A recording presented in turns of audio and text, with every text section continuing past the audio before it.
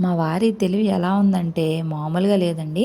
అభిషేకానికి సంక్రాంతి రోజు అభిషేకానికి డబ్బులు కట్టి, ఆ కట్టిన విషయాన్నే మర్చిపోయాడు. 6:00కల్లా మేము అభిషేకానికి వెళ్ళాలి.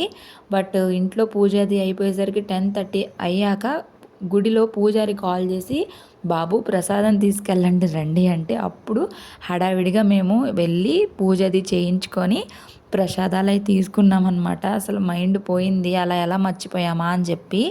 ఇక్కడ కొన్ని వీడియోస్, ఫోటోస్ అయితే తీసుకున్నాము గుడి దగ్గర. అప్పటికే బ్రేక్‌ఫాస్ట్ కూడా కంప్లీట్ చేసేసాము.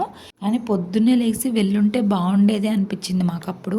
కానీ ఇంకేం చేస్తాం, ఒక్కొక్కసారి మర్చిపోతాం కదా హడావిడిలో. ఇంకా అలాగైపోయింది. ఇంకా మాకు ప్రసాదాలైతే ఇవన్నీ ఇచ్చారనమాట. ఆ పాయసం అయితే వెరైటీగా ఉంది. ఇంకా కాయలు, పువ్వులని ఒక చిన్న క్యూట్ బ్యాగ్ కూడా ఇచ్చేసారు. ఆ బ్యాగ్ కూడా భలే క్యూట్‌గా ఉంది. వినాయక స్వామి ఫోటో ఉంటుంది దాని మీద. గణపతి పప్ప అని చూడగానే నాకైతే చాలా హ్యాపీగా అనిపించింది. బట్ అలా ఎలా మర్చిపోయామో తెలీదు. But it's okay. కొన్ని కొన్ని సార్లు అవుతూ ఉంటాయి కదా! నచ్చితే లైక్ చేయండి. Bye bye.